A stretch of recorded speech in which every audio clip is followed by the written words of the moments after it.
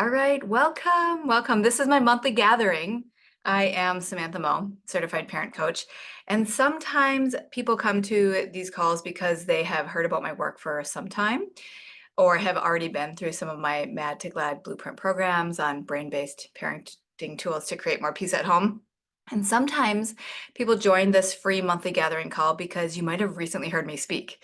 I'm in Alexandria right now. I don't know if I recognize you, Kathy. Type in the chat box if you all will. Yeah? Okay, type in the chat box where you're from. If you feel like you want to participate and interact in that way with me tonight, I really enjoy that.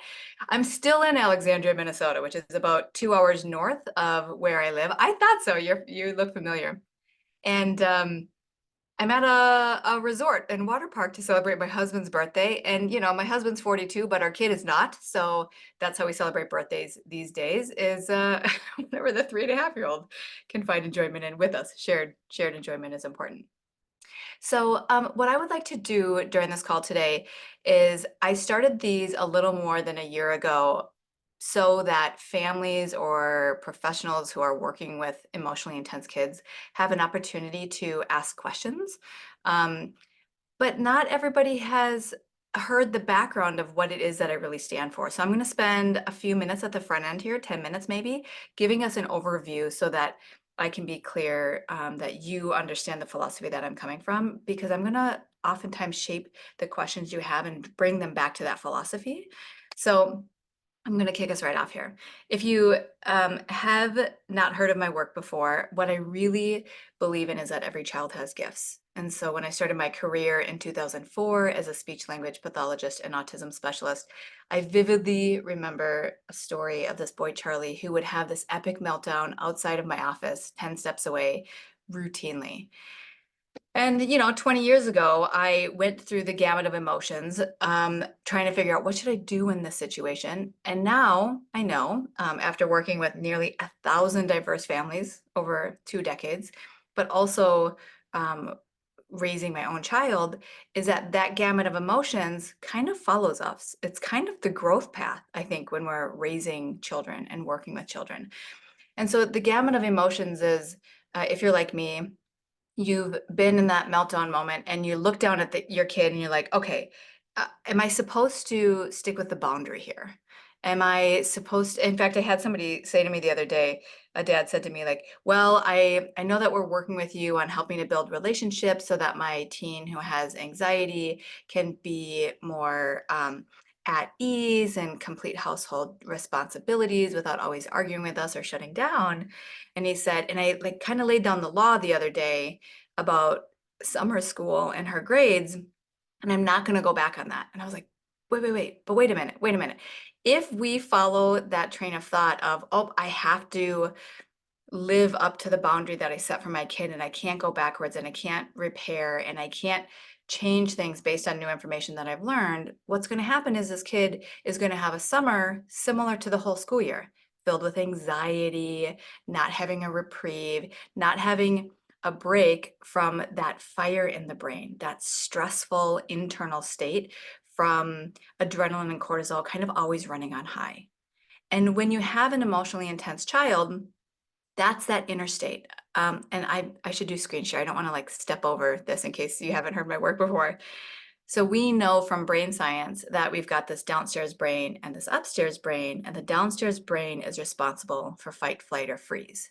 So whenever we're seeing kids with anxiety behaviors or angry behaviors, defiant behaviors, mood disorders, I know that the downstairs brain is running the show, and they're either just responding to you as if you're the bear chasing them in the woods, and they're responding either with their fight response, stubborn, dig in their heels, power struggle, argue, negotiate. They're responding with a flight response, run away. In schools, especially, we see kids like hiding under tables. You might have a kid who bolts, or freezing. And freezing can look like, I remember working with a 5-year-old little girl, again, probably about 15 years ago, who had an auditory processing disorder. And so when she was in the room with me, one single adult and no kids around her, I'd say, hi, what's your name? And she'd take 5 full beats before she could say, Allison. and her parents had hired me to go observe what was happening on the playground because they were worried about her social skills. And when I went there, she literally stood there and you could see a little shake, kind of like when you're really nervous, so you drank a lot of coffee. You could see the shake, that adrenaline and cortisol and that freeze mode. And I said, well, she's in freeze mode. And they said, oh, well, the teachers told us that she's just observant. And I said, I don't think that's what's happening here. Her system, her auditory system, her visual system is so overwhelmed that she can't function. She can't move into upstairs brain skills, social skills, introducing yourself. Hi, do you want to play? Navigating the playground, or using problem-solving skills, or like paying attention to adult instruction. And it looked like she was zoning out or ignoring, but really she couldn't process all of that information coming to her.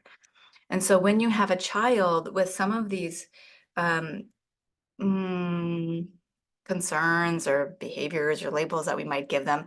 And they could be labels like some sort of disorder or delay, or it could even be just be something casual, like my kid is stubborn, my kid is strong-willed, my kid is gifted. Sometimes that brings some characteristics or generalizations as well in terms of flexibility or lack of flexibility. So when this downstairs brain is overactive, adrenaline and cortisol floods. It floods the staircase of the brain that helps a child access these skills of their own. So if we're looking to help a child develop self-regulation skills, self-control, thinking of other people and relating in positive ways, we want to understand that if we can calm the fire in the brain, then we're going to, like, child development and brain development over time is naturally going to do its work. So I see our role as parents and professionals with these kids as learning how to create an environment and communicate in a way that A, doesn't add fuel to the fire, and B, helps to calm the fire in the brain. And this might sound kind of complex, like, well, how can you do that across diagnoses, working with nearly 1,000 diverse families and moving outside of the realm of autism and all of these different diagnoses? And it's because of the brain science. It's because there are things that we can routinely do to influence the neurochemicals in a child's brain. And the natural result is more listening, better self-control, increased flexibility. And my approach is coming from this parenting approach. What can we do as the loving adult in this child's life? And, I'm not just a certified parent coach, I'm a life coach. So this isn't just theory. I love the sciences of attachment and mindfulness and the brain and play therapy and all of that stuff. But being a parent and having once been a kid, I know that feeling of your blood boiling and rage coming to the surface. I know the feeling of fatigue and resentment from having to do the same thing over and over again. I know that feeling of worn down and having people give you ideas like, well, you need to do self-care and this is what's most important, and take care of yourself and fill your bucket and then you can help your kids. Like, it's really not either or. It's understanding what can we put together that's a practical and actionable plan to influence this fire in the brain and calm it down. So that's the majority of what I wanted to share tonight. And because I see Kathy from last night, we're in the same region right now, I will invite everybody. Bab, I see that you're from Northern California. Welcome. I'm curious if you're willing to share how you got connected to or heard about my work, and same with you, Jeanette. And just to be really clear, this monthly gathering call is pretty informal. It's not my official Parenting an Intense Child keynote speech or webinar. And oftentimes when we get to a day like today, which is right before my parent program starting, we often talk about the parent program, like what do those logistics look like? So if we get towards the end of the call and you have those questions or you don't care about that information and you just came for the content and the connection, great. This is supposed to be a tender space that you can come and you can connect and hear some information and access me in a way that you might not otherwise be able to. So with that being said, I am curious why you're here today. And Kathy, your video's on. If you feel like you want to chat, I would love to welcome you. Hi, what brings you back? Hi. I just, there's always a million questions. There's so many things that we can learn, and I just appreciated your presentation. And my husband had to go to work, otherwise he'd come too. But I just had more. I just would like to pick your brain some more on just how to handle my daughter. So Yeah. So Great, I'm great. not sure what information to give you, Yeah, but well, in general, yep, so that what's sounds really good. Yep, so we have this opportunity to do that. And let me just check in also, Jeanette and Bab, if you feel like you have a question that you want to run by me, type it in the chat box so that I'm aware and I can also support timing. And as we are chatting here today, Kathy, I might do some screen shares and remind us of some core principles that maybe I even taught last night to bring us back to some things that will be practical for you as well as some others who are on the call. Oh, great. Okay, yeah, Luminara. Got you. Great, Bab. Nice to have you here. All right, I'm with you, Kathy. I forgot I had to set the stage a little bit further. So, talk to me to set the stage of your daughter. I remember what you said last night. So, talk to me, age, biggest challenge, and then what's your first burning question? 14. So we're trying to, she has a lot of labels. So you can do the anxiety, depression, ADHD, ODD, all those things. So at home, like just like even some of the things I'm reading on ODD is having chores is important. But how do you do it without being the no, no, no, or do this, do this, do this, do this, do this? Because it just doesn't get done. So just what are positive ways to help? And you talk about fire in the brain, then you can't use logic. Well, your animals will die if you don't feed them. You know what I mean? So if I can't use logic, how do we do that? Like, Mm-hmm. Mm-hmm. Got you. Okay, great. So to get everybody on the same page, because Bab might be new to me, Luminara, I know, talks about my work online and I support her work as well.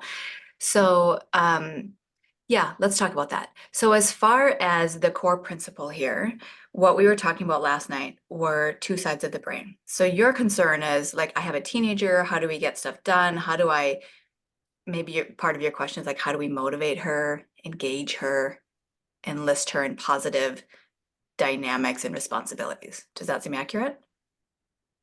yes. Okay, okay, got you.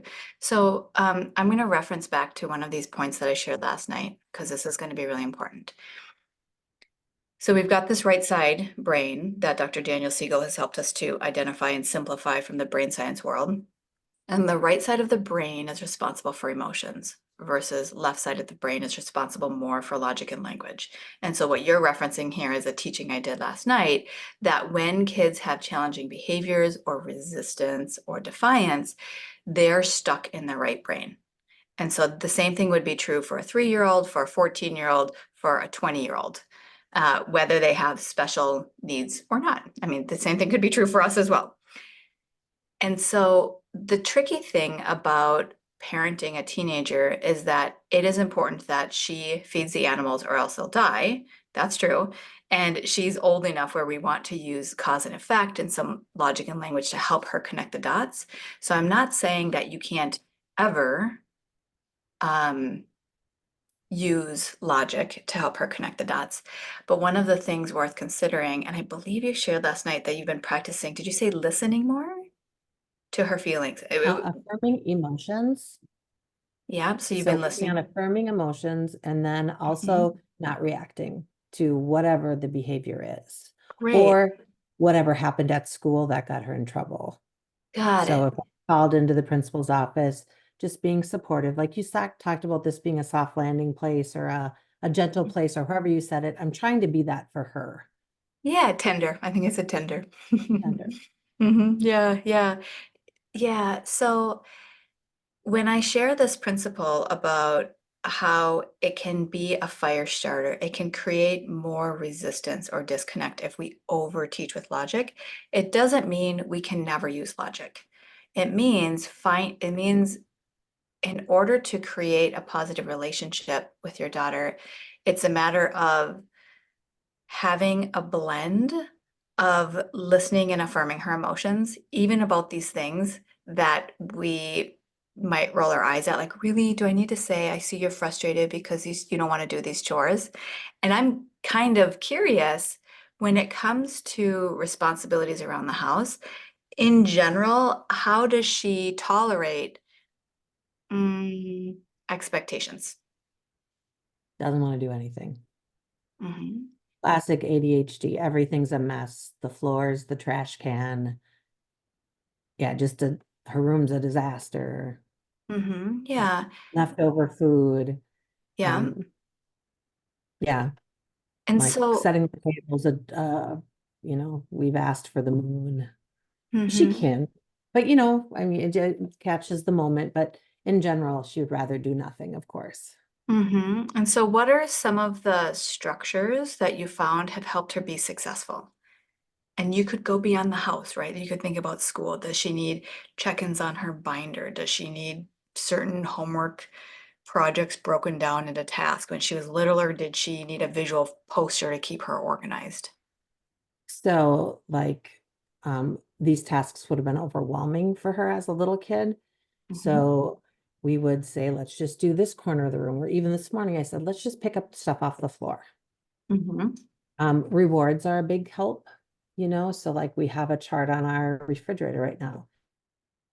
Tennis, and we get to do something fun with our friend because she has all failing grades right now.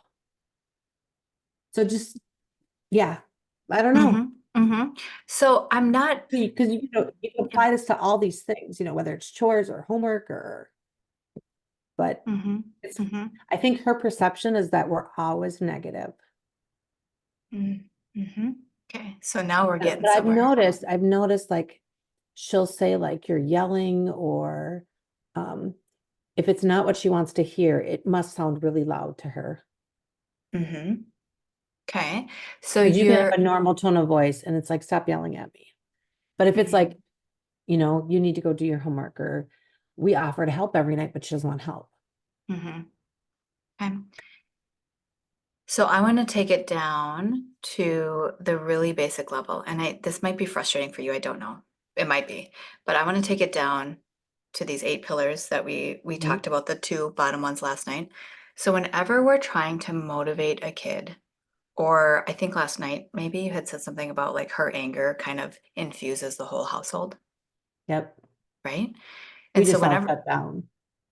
yeah, and so everybody shuts down. Yeah. So that means that in terms of a family dynamic, there's kind of like this fire in the brain family dynamic.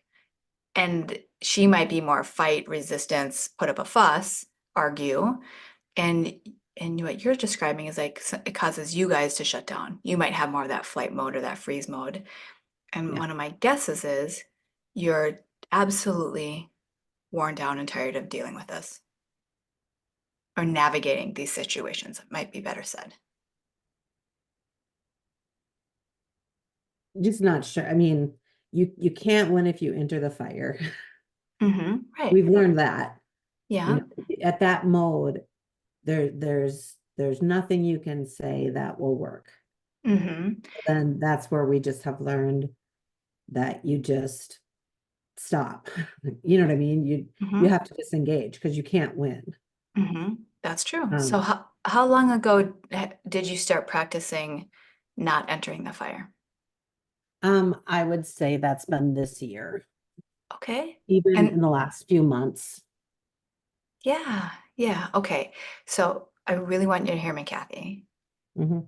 that you're on the right track with that.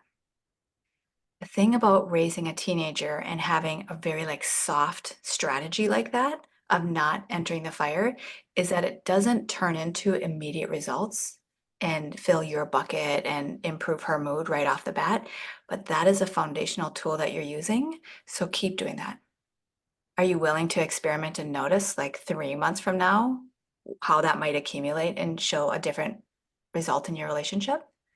Yeah, I mean, what my point was last night is I didn't know if that was a negative thing because it feels like it gives her all of the control. Okay, so okay, I always have follow-up questions. So if you don't enter the argument, are you also then giving up your expectation? Or tell me why it feels like you're giving her control if you're not entering the argument. Well, okay, maybe it's not that she has control. It feels like her moods run our house. Okay, say more about that. Like you're tiptoeing around whatever, or I don't know. Does that Okay. make sense at all? I mean, the tiptoeing around the house makes sense. I'm trying to understand the connection that you're making because there's something really important here. And sometimes when we go into like really articulating it, it can feel frustrating, but I think it's important. It's going to point us somewhere. So you're not engaging in the fire, but the problem is it hasn't relieved you from having to tiptoe. Well, yeah, or all the problems are still there. So nothing's changing. So I for see. instance, Yep. the homework, we have all Fs. So my thought was natural consequences. You don't do your homework, you get an F. There's a consequence at school, right? I just really want to teach natural consequences because that's what life is, right? I'm not going to protect her from my kid's perfect. She didn't do anything wrong. No, our school doesn't do anything. She can fail all of her classes in 8th grade and move on. There's Mm-hmm. no natural consequence. So I can't push the homework because I get an explosion. So then I back up. I And so see. then we continue to have assignments that aren't done and we have Fs, Mm-hmm. So you what know? you're, So so in a what, sense, her emotion is controlling our house. yeah, I see. So what you're upset, and I'm not trying to like talk Well, down anyway, but you're upset that the homework, there's no improvement on the homework. Like if you could set a goal, is it a homework goal or is it something, she just got what an else would it be? IEP. So Okay. hopefully that's going to help. I haven't had the school really on my side yet. So maybe, Oh, maybe school will just be able to help with it now that she has someone that is working directly with her yeah. and hopefully working with the teachers because right now, late assignments, most of the teachers, it's a 50% off. So she's not going to hand in most of her stuff on time. Yeah. So it's Yeah. automatically an F. Even if we do the work, she's going to end up with an F. But they Yeah. tested her and she's an AB student if she Mm, does the work. She's a okay. smart kid. I mean, she, Okay. I mean, she can do it. Yeah. Maybe ABC, but certainly she's not a DF student. And so Mm-hmm. I don't know how to, I don't know how to help her value Mm-hmm. it or like I said, we offer to help, but Yeah. she I think she doesn't want our help because she just doesn't want to do the work. So when she's on Mm-hmm. the Chromebook in her room, she's on YouTube and everything else. Mm-hmm. So it's when you said she just got an IEP, part of me is curious what other diagnoses she has. ADHD, depression, anxiety, ODD, Okay. and And that's brand new. yeah, how long has she been showing the symptoms for those diagnoses? ADHD from kindergarten, Okay. um, anxiety in the last year. ODD is brand new. Um, she's earned it through things at school and whatever, they just did all the testing, Mm-hmm. but because of her behavior at school is why they were willing to do everything. Mm-hmm. And what was the other one? ADHD, anxiety, Anxiety, depression. depression. Depression really has just the anxiety and depression has just really come out in the last year. Mm-hmm. How It's much it she has and just a horrible situation at school. I mean, the peer yeah. relationships are horrible. Mm-hmm. So Yeah. I liken it to like she goes to the battlefield every day. Okay. So she's feeling, and what's happening? Is she being bullied and put down? She is. Okay. And is it because of behaviors or something else? It's all of it. It's behaviors. She has a hard time making friends. But she had just a really bad relationship, and that kid has made her life really horrible, this boy. Mm-hmm. But they just Mm, call her names. They call her, they lie, they make up lies. They just do all kinds of stuff. In the mm-hmm. school, I mean, I'll really give it to them. They're trying to be on top of it, Mm-hmm. but it's just really hard. Mm-hmm. Yeah. Thank you for all of this information. It's making more of a complete picture. So I want to share with you that whenever there's school concerns about like how do we get kids to get their homework done and get good grades, I'm really not an educational expert. I'm a parenting expert Mhm. and like parent-child relationship expert. And what you're saying now, even though like we've kind of dug into some of the really vulnerable details, is this might not be a learning issue. This might be that she's, so do you remember last night when I said the brain needs two things in order to have like self-control and self-regulation? The brain needs to feel calm and it needs to feel And safe. safe. So when you and I had started this conversation, you were talking about like, how do I get her to do her homework? And like, how do we get her to do things around the house? But as a teenage girl who's being put down at school, even if she has the intellect and the cognitive ability to get higher grades, I would say that that behavior is communicating to us the need for mental health support. So what that means for me isn't, I'm not going to like refer you to a therapist, although I believe in them and like you're welcome to pursue that resource. But what that means from a parenting perspective is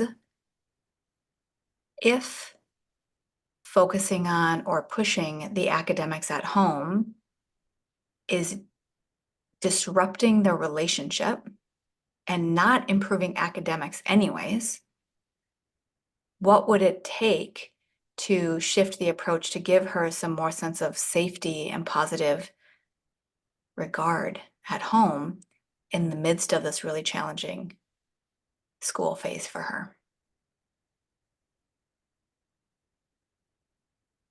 So when you talked about not entering the drama in a way, you didn't say that, but something like that, right? Like you're not Mhm. engaging in it and you're practicing in calm. Great.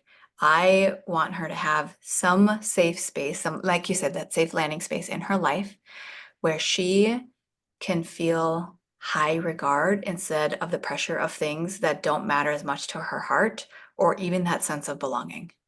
Does that feel like a disregard for academics sometimes? Sometimes it does.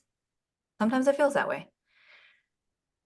And if pushing, I can't give you any tips on how to help her get homework done because I don't know, I'm not an educational expert.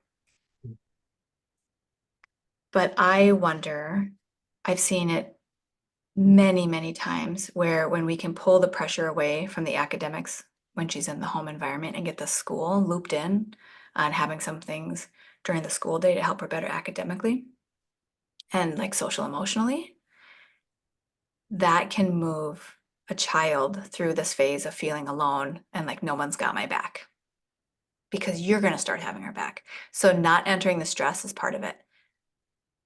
It's hard to do because it sounds like she hasn't gotten the help and you haven't gotten the help that you needed. And it's like like everybody's up to here with it. But you're starting. Like it feels like you've been on this long road and there's no light at the end of the tunnel when really what I'm hearing is you're starting some things that start helping me see the end of the tunnel. Like, yes, Kathy, you're doing it. Yes. Don't enter the stress. Is that enough? No. We want to layer in more things, but I can't teach you things that will get her homework done. I can teach you more things that will help her feel calm and safe. Mhm. How do you tell me your response to that? Because I don't want to keep No, I talking if think you're it's like, really helpful. I think the most important thing that you just said was even with us writing her at home on her homework, it's not making a difference. So just letting it go. yeah, yeah. And how does that feel? Well, I mean, it's hard because you feel like a failure if you're not helping your kids achieve at school, but she does have therapists. She has two main therapists in her life right now. So, Yeah. we come at it from every angle. We really do. I mean, it is a nonstop process. So what happens then if we're constantly focusing on the weak areas to improve on is our self-talk becomes what you just said about feeling like a failure as a parent, is that she'll feel broken. And so what you can do is you can show her that in your eyes, she's not broken. You don't have to engage in the drama. And her brain wants that drama because it confirms stress chemistry, right? Remember I talked about how when there's fire in the brain, then there's like this space. It's kind of like when we drink coffee and then we start waning and then we're like, drink another coffee and then we start like getting tired and then we drink another Mhm. coffee in order to be productive. When a child has been in stress, emotional stress for a period of time, that stress becomes a baseline and it will look like they pick fights But it's a way to get more adrenaline and cortisol. The little scientist is testing, can I get more of that because that feels familiar and safe? Healthy for them? No. And so I wouldn't say that to her because she's not doing it consciously. So it's more like, okay, if we're going to create calm and safe with her, number one, not engaging in the argument. And number two, what else would help her feel like you have her back? And I'm guessing there's probably something like we talked about last night, which is not over teaching with logic. So for sure, you totally have to say like the expectation is that you feed the animals because they're going to die. And in other situations, when can you listen and affirm her emotions? I find that if we reduce over teaching with logic by like, we only grab one of four opportunities because we feel like we need to teach them. It's our job, it's our job. But does she really not know that the animals will die if you don't feed them? No, she knows that. So you can Mhm. probably save your breath and we can look at a different approach to help with household responsibilities. And sometimes household responsibilities, I don't know, this is like our second time ever talking, Mhm. but sometimes helping with household responsibilities is linking it to one of her privileges or rewards, like you were talking about, and Mhm. not nagging through it, but having a family meeting and talking about, I'll tell you what I talk about with screen times all the time. Is it's like, okay, if in order for you to earn your screen time, and this can include phones for children too, like there's a docking station and there's a period where they're not on their phones, right? In theory, is in order to earn your screen time, there needs to be this one health expectation fulfilled. For some kids, it's taking medicine or vitamins or water or doing something for brain health, like getting outside and exercising. Maybe she has a mindfulness technique from a therapist that they want her doing. So you earn your privilege when something's been done for your brain health, when something has contributed to the family. So you're doing something that's a responsibility. And so maybe we're talking about feeding the animals. And then sometimes on that plan or that agreement, I'll put a social skill in there, a social expectation. And it's like we've talked, or you've called grandma, or you've played with your younger sibling, or something like that. But it has to be something doable, not something that's like way pie in the sky. And then oftentimes I'll have on there something related to academics. For now, I feel like that's you either drop it or you do something that she does anyways. You also earn your screen when you do your reading for the day. And if she's a bookworm and she likes reading, it's like, oh, great, you're naturally getting this. She's not. Okay, that's fine. That's fine. And then finally, the last one is some sort of behavior thing. So you also earn your screens again the next day if you haven't pushed your brother when you're walking down the hallway. One behavior thing, if you have um, put your screen in the docking station for 1 hour a day in order for unplugged time and your brain health time and to fulfill the screen agreement. And if you do that without arguing, then you earn it again the next time for the next time period. And so I'm wondering what the routine is of her expectations, and could you map it out in a way like that and make it visual so that A, you can just like refer to the chart, B, not have to keep telling her and teaching her and using your breath and using your energy, and C, let her experience the natural consequence. Okay, I want you to get this privilege or this reward, and when you do these things, you do. And when we're trying to shape behavior, I'm not sure what reward system you use because you didn't say, but sometimes when we're trying to shape behavior, it can happen more quickly if you have like a daily plan instead of, the weekly plan. So I'm thinking about some kids who are like, okay, if you can get 10 cotton balls in the jar, then at the end of the week, we're going to do a pizza party.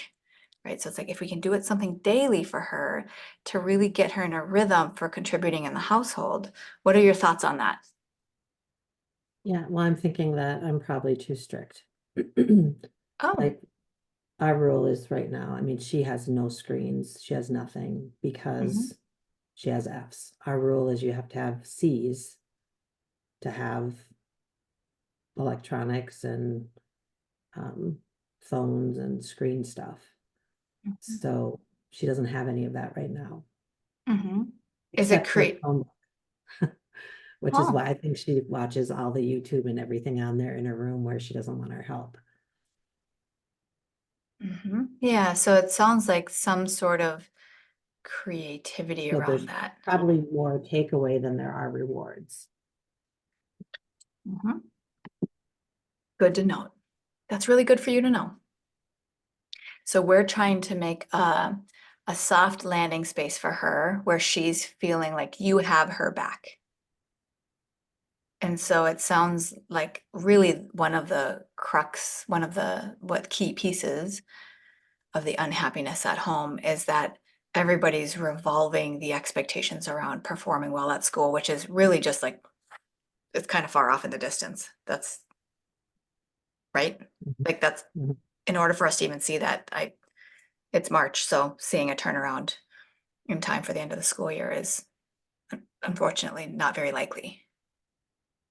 So in the meantime, can we get supports in place? An IEP, brain health, more positive regard and connections at home, not related to this big stress point. Do you remember last night when I was talking about happy chemicals and shared enjoyment? Or Mhm. not really? No, I do, like on the couch reading by each other. Yeah. How'd that land for you? Um, Good. I mean, she is the 14-year-old that doesn't want to do, like I said, tonight, should we watch a movie? And she's like, I'm going home and going to bed. Mhm. And what's she doing? Is she going to bed or is she going on her Chromebook? Nope, she's sleeping. She's having problems sleeping at night. So I know the other night she was still up at 3 in the morning. And then so it was just a hard wake up and a tardy to school. And um, so she's just all out of sorts. Yeah, yeah, She's and typing. yeah. And do you feel like the tiredness is linked to fatigue at life and the stress or eating, like nutrients or It something could be different? it could be a whole combination of things. I'm not sure why her brain stays awake. Um, Hmm. but then she does these things where she comes home from school, which I'm sure she's fatigued from the day Hmm. emotionally. And I'm sure she wants to shut down. So then she goes and she'll sleep. Now she'll sleep for 3 or 4 hours and then she'll stay up until 1 or 2 in the morning. Even though we're trying to go to sleep. And Yeah. once that door shuts and we go to sleep, and she woke me up the other night, that's why I knew. And she wanted a snack at 3 in the morning, but the house is dark and scary. So Mm. we walked into Yeah. together. Yeah. So what you're describing when a kid comes home and goes to sleep for a few hours, that's freeze mode. Okay. It's unplugging. That is getting everything offline. I don't have the immediate answer for that. I remember saying this last night. I love to give like your first two steps. And so, hear me, let me compliment you, okay, Kathy? Not engaging in the stress is a really important parenting tactic right now. And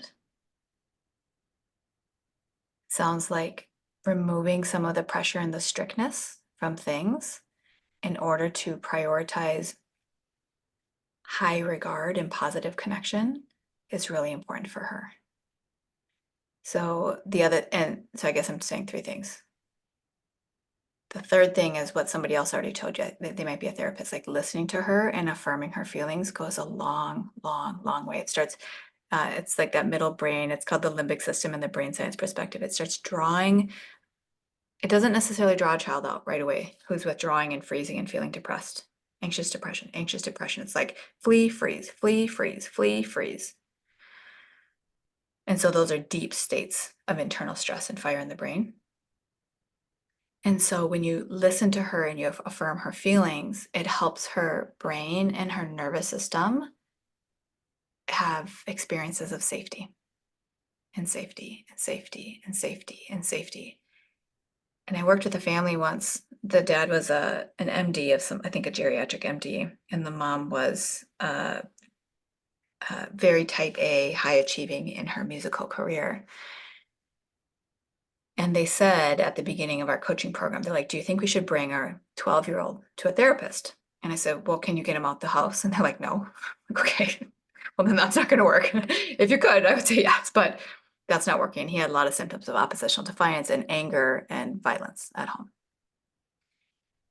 And I said, kind of like you, these are the three recipes for a kiddo like that, or these are the three strategies, the three ingredients of the parenting recipe at this stage for that type of circumstance. And so over the course of our program, they layered in like, okay, practice staying calm. And, in my group program, we're doing that in community. We practice it for a week and then we learn fire starters and we refrain from saying no and get creative with our language. And then we add in happy chemicals and then we add in labeling emotions. And like we move up this ladder of conflict resolution and all of that over 8 weeks together in practice. And then like we have community call support that they keep coming on, which is twice a month outside of these 8-week cohort calls. And I said, you tell me after you practice these three things and you notice successes and you notice where you go back and then you have celebrations again and you share in this community, you tell me if you think your kid needs therapy at the end.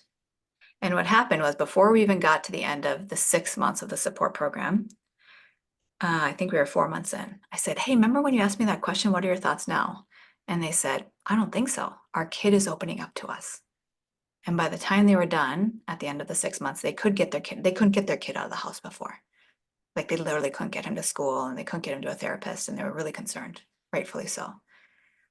But after all that layering in of being calm, affirming his feelings and listening, and practicing shared experiences that were enjoyable without the pressure of, you got to get out of the house, you got to see a therapist, you got to go to regular school.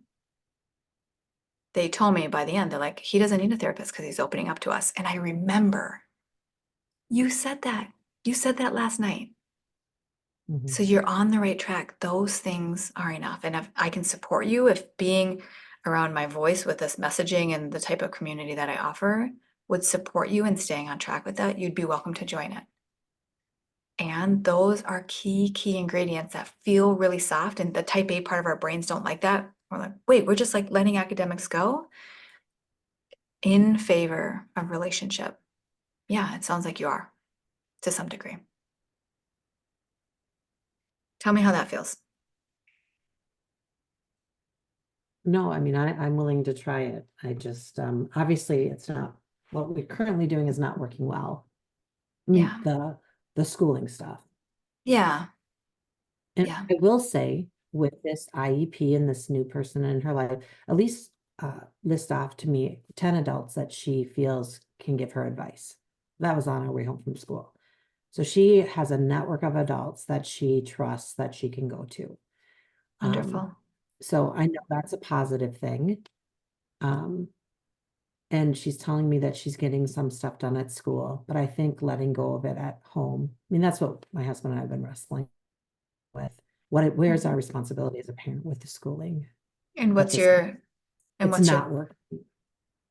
so what how would you answer that question? It's not working. And so where do you think your responsibility as a parent is right now? Probably supporting and loving her at home since it's so stressful at school. I agree. I agree. How does that feel? Nope, I mean, I think that will be good. I mean, like I said, it's not working the other way, so Right. it's certainly Yeah. And it's complex because like it kind of feels good because I don't have to push this boulder up this mountain that's keeps rolling back down on me. And I'm gonna like be real, like we were last night. It also kind of sucks. It also feels kind of crappy because you're worried about her and you're not sure what's going to happen academically and socially. And we don't know that. But we do know that there's something in child psychology, or maybe it's regular psychology, not just kid related, called, oh, it must be child, one caring adult. That in deeply traumatic and difficult circumstances, when there is one caring adult who has your back and guides you through and offers you unconditional love, that gives you the power to potentially overcome adversity. So you love her. Clearly, you're here now. You shared an hour and a half with me last night, plus commute.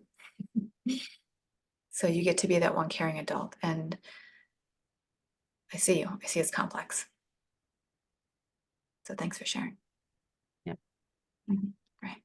Okay. Jeanette and Bab, we have just about under 15 minutes left here.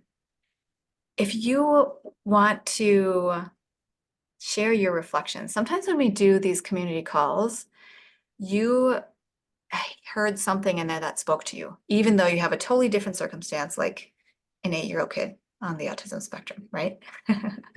And if you know Luminara, then oh, I'm sorry, you didn't. You said borderline ADHD.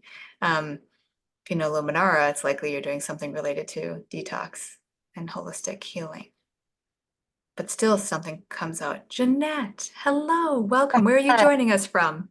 I'm from Montana, Great. How did you hear about this? Luminara.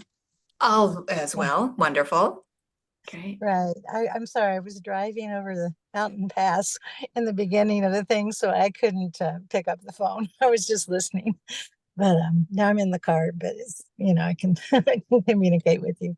Yeah. Um, yeah, So I tell me why you're here today and tell me what you picked up from that exchange between Kathy and I. well, I'm here because I'm a grandmother, and I had some concerns regarding my 2-year-old granddaughter. Mhm. And but what I picked up from the other situation is I wholeheartedly agree about the relationship being the important, and to get that straight first, because and with the love and the security that the child is seeking, that because and the real feeling of getting a connection, whatever it takes between the mother and child, that that connection is what's going to give the basis for the child to then start to feel secure, feel free, feel blossom, and develop other relationships. But it's like we all have to have someone that we connect with, otherwise it just doesn't life doesn't work very well. And so the child needs that somehow or Mhm. another, needs to really know that they're cared for, someone has their back, someone loves them. That's been my experience. Mhm. And when the child doesn't have that, then they feel lost, they'll go get defensive, they'll go um, whatever it is, whether it's going to just into seclusion, or whether it's finding friends and then bonding with them instead of bonding with the parents, especially at that age in the teenage world. It gets real easy to do that if the child is having some friends, and that's how kids get in with the wrong crowd, so to speak. So anyway, I think the love at home is the absolute first step. Yeah. Yeah. And one of the stories, I wonder if I'll find it. I might find a link here to it. The Minnesota Association for Children's Mental Health hired me to do like a TEDx talk, an 18-minute talk a handful of years ago. And I did Mhm. it on healing the silent family struggle. And basically, it was the struggle of what is that internal world that we experience. And I told it from the perspective of myself when I was 15 years old. I would black out before high school every day in 10th grade for months and months. And I'd come upstairs, and I live in Minnesota. I have a family of 7, and I would put bread in the toaster and the room would go black, and I could still hear my dad listening to the radio show in the living room, and I'd stretch my body down on a kitchen linoleum floor and put my cheek on the carpet into the living room so he could see me. And he's reading the Mhm. newspaper, and I could hear the newspaper turn. And Mhm. then after an undetermined amount of time, the lights would turn on again, basically. And I don't know, it was 5 minutes or 15 minutes. And my toast would now be cold, and I'd slather some peanut butter on it and wash it down with a cold glass of milk, which if you know Luminara and detox, I would never do that in the morning again because of like that state of anxiety. It just wasn't nourishing my microbiome. And I Yeah. had food sensitivities and I didn't know it. But I asked my dad, I'm 41 years old, and I asked him this, whatever, 5 years ago when I did this TED style mental health talk. And I said, Dad, And we had some hardships in our relationship. And some of that anxiety was because there was a lot of rage in my family's home growing up. And I said, why did you never say anything about me blacking out? Like, why didn't you? I was really asking, like, why didn't you take care of me? And you know what he said? He looked at me and he said, honey, I had no idea you were blacking out. And I was like, what did you think I was doing? And he said, well, I raised 3 teenagers before you. I thought you were tired. I was giving you extra time to rest. And I was like, are you kidding me? And so I share this story because the guiding light in my teen years was a mother who was unconditionally loving, and she had no clue I was stricken with it. She didn't know. She was actually going through Uh-huh. cancer treatment. And so she Uh-huh. was sleeping in the morning. It was my dad who brought me to high school. Uh-huh. Mhm. And so I share this as an uplifting message to confirm what you're saying and to give Kathy you another perspective and vantage point. You see her anxiety, like you see her emotional. That is like modern parenting that people are striving for. So if you put your eggs in that basket, I mean, you're really, really serving her well, and you're probably reparenting in a way that's gentle and unconditionally loving that oftentimes we weren't raised in households with either. So it's a gift to you too. So do you have a question, Jeanette? Is there anything I can offer to support you when you're thinking about your 2-year-old grandson? His granddaughter. Yes, Granddaughter, pardon me. I probably got several questions. It's like it feels complicated and I don't know where to begin. But um, one thing when I was listening to your talk the other day, you mentioned the mirroring neurons or the brains that mirror, and they've got a situation where I don't live with them, but the son-in-law's grandparents, and sister and her daughter live with my daughter and her 2 children, and well, all their full family. Anyway, they're from a different country, and there's different language. They don't. And there's also different parenting styles, and it's not. Yeah, It's cultural background, totally different. total different cultural backgrounds. Um, so there's a language delay in my 2-year-old. I think it also has to do with, that's why I was getting to Luminara first, or that's how I got into that. Actually, I got into it with Luminara because of my own daughter, and Hmm, things that she went through from vaccination. And sure. so that, so I've been aware of a lot of, this stuff. Sounds like it. I ended up homeschooling from middle school and high school for Wow. my daughter. And she's, I'm very proud of her today. But anyway, so my heart goes out to everyone because I understand from my path. But Yeah. anyway, so for my 2-year-old, she's it's like she's seeing things in a way that I wouldn't. People are all good. It's not that's not the problem, but it's just she's seen things that I wouldn't have her um, do, or whatever. It's or just interactions of the other family isn't the way I would prefer her to interact. Hmm. Or if when I come over, if she's she has I think she has some autistic disorder, and so it's like, but not it's very low level, but she'll she has so many people in the household that she can just go to, that she just picks up and goes to the next person, the next person. And Mm. she's also had, as a baby, even before they came, some like crying or throwing the food down, on the floor and things like that when she was um, being um, being fed. And my daughter, Hmm. who demanded to be in charge, which I let her be. Um, she didn't give her as much discipline, or just instruction. My way to discipline was just to instruct and talk to the child and explain, and it actually worked in the situation with my daughter. But anyway, so this child hasn't had as much of that either. So anyway, it's like kind of a whole mixed bag, and I'm just wondering, you know, where to go with it all. What can I best do in the situation? The child also is just now, is she, my daughter also has a newborn and didn't stop nursing the 2-year-old. So now the 2-year-old wants to be nursed at the same, when the, Okay, I and then got she you. goes to I got you. crying. So anyway, so it's I just got you. like, yeah, okay, good. I got you. I hear your questions. I'm really good at reading between the lines.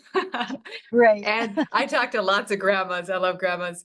Um, okay, so some of your concern is um, you're seeing ways that this 2-year-old is being raised that aren't ideal for helping with behaviors and Yeah, maybe even health, right? right. And so part of what I heard you say, just so that I can do reflective listening, is that it's hard for you because you're not the person in control and you're practicing, like you're being a good grandma. You're like doing some hands off and not trying to over insert yourself, and you're being understanding that there are other cultural influences here as well. Does that seem true? True. Okay, I got you. I hear you. And so your maybe direct question is, what can I do to influence the situation? Yeah, how can I make it better for the child? Yeah. So because we can't control other people and we can only influence them, what you can do is you can be knowledgeable about practicing calm, about practicing providing love and happy chemicals to this child. If like um sometimes corporations hire me to do my 8-week series for their employees, and they're like national corporations that have people from a variety of other countries that have literally just moved here in the last 12 months. And so I was talking to some dads who joined my program last year, and they were from India. They'd been here for only 7 months, and they're like, oh my gosh, fire in the brain, don't match fire with fire. Like literally in India, any adult is allowed to punish the kid, and they're allowed to like physically like smack them kind of lightly and like boss them around. And we're saying no all of the time and scolding them. And like all the adults get to do whatever they want to the kids. And I'm like, oh, okay. And so I said, so what are your thoughts? What would be some roadblocks with you implementing the strategy of not adding fuel to the fire, of you having safe hands around your child and you avoiding over nagging them and lecturing them and instead taking more of a relational approach? And this dad was like, I am for it because I grew up being forced to respect my aunties and they abused me. And he kind of used the word kind of lightly. And like, I want to give my kid a different experience. Why am I sharing this example with you all? Because in order for a parent to shift their approach, they have to be in a space where they're willing to do it. And we can drip like a medicine dropper, like we can go drip, drip, drip, or a homeopathic dropper, as it will with you holistic folks. Like we can go drip, drip, drip. I'm practicing calm. I'm modeling focused, attentive playtime. I'm hearing the child have the emotion, and I'm still having positive discipline and boundaries anyway, so that she doesn't just like get away with everything, because that's going to help her feel safe. You can model these techniques and you can share things if your daughter is open. But other than that, you can't control it. What is something I could do for practicing calm with her? I Yeah. mean, sometimes the little girl is calm, and she's not wild as far as crying all the time and that kind of stuff. But Mhm. there's um anyway, but sometimes she does need to be able to calm, and something my daughter has a hard time getting her to do, and I do well.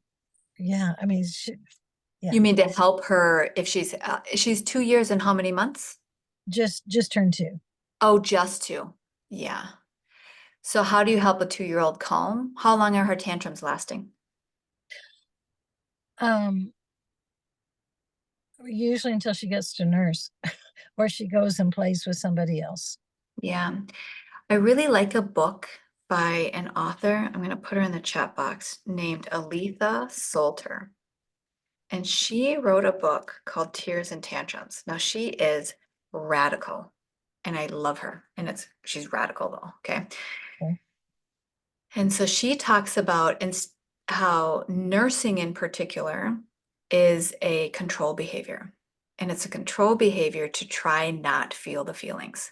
So what you can do isn't trying to get the 2-year-old to be calm, but in this transition, if she is weaning off of nursing, to let her have her feelings and for you to breathe and maybe even put your own hand on your heart and know that this weaning process is hard for her.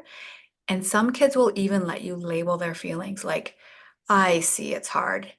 And their tears of sadness, like, I want milkies, turn into rage. Give it to me, give it to me. And they start like looking really out of control. And we're like, oh my gosh, how do we control this behavior? But really, you don't have to. You can create the space and you can hold the space for her to have these big feelings. And with 2-year-olds, sometimes those feelings last 40 minutes. And then those episodes will fade to 25 and 20 minutes, and then they'll fade to 5 minutes, and then they'll fade to smaller and smaller. But that's kind of like the natural process of developing. Mhm. I mean, at 2, she doesn't really have self-regulation. So she's going to do something called co-regulation. So I would say, don't overspeak in that moment.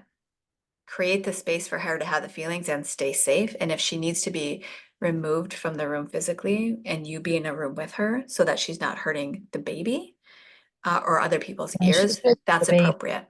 Oh, good. Yeah. Yeah. So it's my daughter that nurses. I'm not nursing. Yeah. Oh, okay. Yeah. Yeah. Yeah. How does that land with you?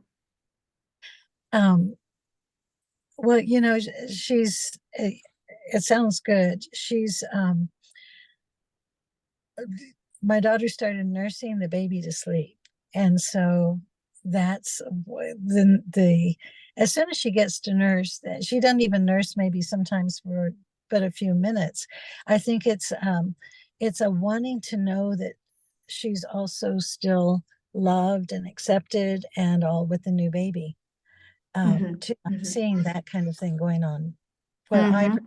as that's going on, because it's always when the baby's crying and wants to nurse, then the 2-year-old wants to nurse, Mm-hmm. um Yeah, but yeah. Yeah, but I would recommend this book. I would recommend that sounds Tears and great. Tantrums by Aletha Solter. I put it in the chat Okay. box.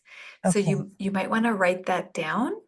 Hmm. I was mentioning at the beginning of the call, I'm at a water park resort. Oh. And so what we did is we actually pre-programmed. Usually we send out like the links and everything, but I'm kind of on the road to celebrate my husband's birthday after doing the keynote last Oh. night. So write it down so that you have it. And instead of like this exact conversational replay, we have queued up my Parenting an Intense Child webinar replay that's going to send out after today's, or it's going to send out tomorrow morning. Okay. So you could share that webinar with her. That might be interesting to just understand about fire in the brain and not over teaching or over correcting with the word no. Well, I think this will be very helpful. And Good, good. yeah. Good. And so for any, for you both, or I was going to say people listening to the replay, but this isn't going to get on the replay. I'm not sending it out. We had many dozens of people register for tonight's webinar. But so that the two of you understand live, if you feel like, do either of you have questions about my programs that I could sort through before we wrap up for tonight? They just look good, and at some point we'll lock into them. Thank you. Sounds good. Sounds good. Oh, you're muted, Kathy. Are they all online? I have two options. So I have my self-guided 8 pillars of parenting, that kind of DIY course online that when you register, you get access to immediately. And then I have a live cohort where we go through each of the 8 pillars together so that you don't fall off on accountability. Sometimes online people do 3 modules and then they stop and they come back later. And so some of the power in learning the 8 pillars of parenting is like doing one after the other so that we can move up the layers of the brain with these strategies. So the all online version, the DIY version is kind of like getting the course. And then the program that I'm launching next week that starts on Wednesday includes the first one plus 8 weeks of live coaching on Wednesdays. So it's online, it's on Zoom.